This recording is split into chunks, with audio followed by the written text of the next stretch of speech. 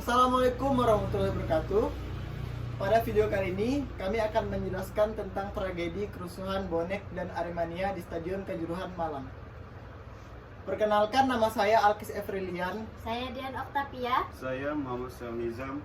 Saya Boy Sandi. Dan saya Muhammad Ridho Tudula. Baiklah, langsung saja ke pembahasan yang pertama. Apa yang sebenarnya terjadi?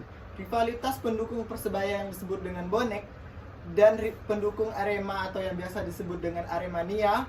Rivalitas kedua pendukung tersebut telah terekam dalam media yang mengakibatkan kerugian material dan menelan korban jiwa. Perilaku konflik yang terjadi antara Aremania dengan bonek mania memiliki cerita yang cukup panjang dan penuh lika-liku dengan berbagai macam bentuk konflik. Oleh karena itu, rivalitas tersebut harus dibentangi dengan pemahaman dan juga kesadaran kolektif. Selanjutnya akan dibacakan oleh rekan kelompok saya. Selanjutnya yaitu kapan terjadinya kerusuhan Kanjuruhan Malang. Kerusuhan tersebut terjadi pada pertandingan sepak bola yang melibatkan Arema FC dan Persebaya. Terjadi pada 1 Oktober 2022 di Stadion Kanjuruhan Malang. Dalam menyambut acara Piala Presiden 2022, pemerintah Malang telah mempercantik Stadion Kanjuruhan. Namun nahas, justru telah terjadinya kerusuhan setelah pertandingan Arema melawan Persebaya. Kerusuhan tersebut terjadi karena supporter Arema merasa kecewa akan kekalahan dari klub bola favorit mereka, yakni Persebaya, berhasil mengalahkan Arema dengan skor 3-2. Selanjutnya yaitu akan dibaca oleh rekan saya. Selanjutnya, di mana tepatnya lokasi kejadian tersebut? Lokasi kejadian tersebut terjadi di Stadion Kanjuruhan saat pertandingan sepak bola Arema melawan Persebaya. Baik, selanjutnya, mengapa tragedi ini bisa terjadi? Karena kekalahan Arema kalah dari Persebaya dengan skor 3-2 yang memicu kekecewaan di kalangan supporter Arema. Meskipun petugas keamanan dan polisi berusaha mencegah kerusuhan tersebut, upaya mereka gagal karena jumlah supporter Arema yang memiliki lebih banyak. Dalam sekejap, gelombang besar Aremania menyerbu lapangan tanpa kontrol, membuat keadaan menjadi lebih buruk. Meskipun ada peringatan sebelumnya, aparat keamanan akhirnya menggunakan gas air mata sebagai upaya terakhir untuk menghentikan kekacauan. Gas tersebut ditembakkan ke lapangan, dan aparat juga bekerja keras untuk menangkap dan mengontrol massa yang berlebihan. Aparat memperlakukan banyak orang dengan kejam. Setelah banyak gas air mata, banyak penggemar panik dan berusaha keluar dari tribun. Banyak orang yang terjebak dan terinjak-injak, membuat keadaan menjadi lebih buruk. Untuk menghentikan kekacauan, aparat menggunakan gas air mata lagi untuk menyergap para penggemar yang tidak bersalah.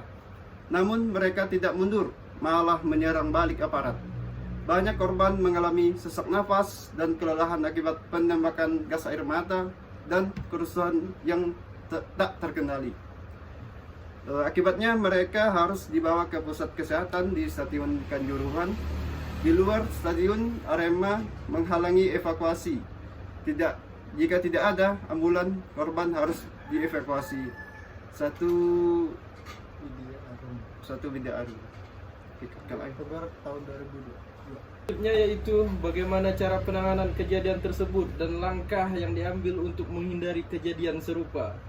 Untuk mencegah dan meminimalisir kemungkinan terulangnya insiden serupa, semua pihak wajib harus bekerja sama dalam mengembangkan dan meningkatkan sistem keamanan dan penegakan hukum yang efektif.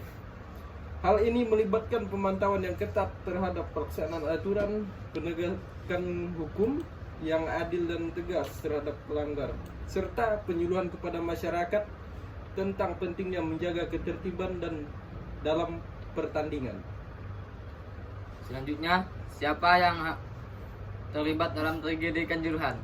Baik korban maupun pihak yang terlibat dalam tragedi Kanjuruhan adalah 1. Supporter bola. Tragedi awal yang menyebabkan Kerusuhan ini diawali dengan invasi supporter Arema yang memasuki lapangan pertandingan untuk memprotes dan mengungkapkan kekecewaan mereka terhadap klub favorit mereka yang tidak pernah terkalahkan selama 23 tahun.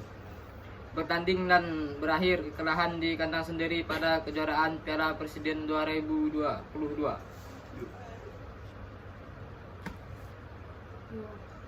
Kedua, aparat kepolisian. Pihak keamanan dan kepolisian yang melakukan berbagai upaya untuk mengkondisikan kerusuhan tersebut. Namun jumlah keamanan dan aparat kepolisian yang dikerahkan saat laga pertandingan antara Arema versus Persebaya sejumlah 2034 personel justru bentrok dengan massa sejumlah 42.598 orang sehingga menyebabkan kerusuhan ini semakin menjadi. Siapa saja yang terlibat dalam tragedi Kanjuruhan, baik korban maupun pihak yang bertanggung jawab. Kejadian tersebut menyebabkan korban jiwa sebanyak 712 orang. Lebih rinci terdapat 132 orang yang meninggal dunia. 96 orang mengalami luka berat dan 484 orang mengalami cedera ringan ataupun sedang.